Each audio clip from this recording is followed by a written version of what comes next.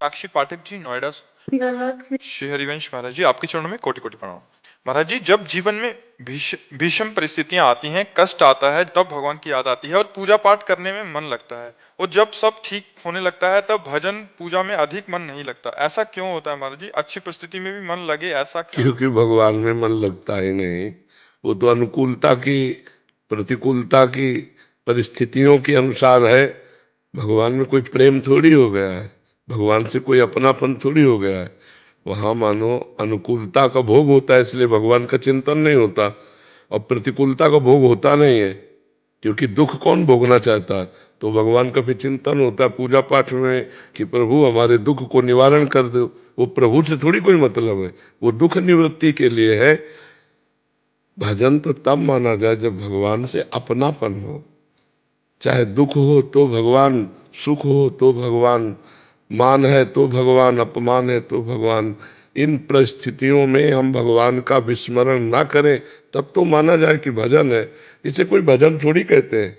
वो तो प्रतिकूलता की निवृत्ति के लिए भगवान से पुकार हो रही है। अनुकूलता आया तो उसका भोग हो रहा है, प्रतिकूलता तो भोग से बचना है, इसलिए भगवान से प्रार्थना करते हैं, इसलिए भगवान का सुमिरन करते हैं कि प्रतिकूलता हट जाए। उसे भजन थोड़ी कहते हैं। भजन का मतलब है तदर्पिता अखिलाचारिता तद विस्मरणेन परम व्याकुलते। देवर्षि नारद जी कहते हैं समस्त आचरण भगवान को समर्पित है। जरा सा विस्मरण होने पर प्राण व्याकुल हो गए भगवान के लिए, उसे भजन कहते हैं। अव्यावृत भजनात्, अखंड भजन, तैल धारावत भजन। तो हमें लगता है कि थोड़ा सुधार किया जाए अपने जीवन में। भगवान जब अनुकूलता दे तो उनका दुलार देखो, और जब प्रतिकूलता दे तो उनकी कृपा देखो, और खूब नाम जप करो। अगर अनुकूलता का भोग करोगे, प्रतिकूलता में भगवान का स्मरण करोगे, तो रंग नहीं आएगा, हृदय में प्रेम नहीं आएगा। और प्रेम बिना मनुष्य जीवन का कोई सार नहीं है।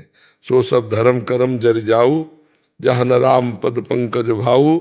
जोग कुजोग ज्ञान अज्ञानु, जहाँ नहीं राम प्रेम परधानु।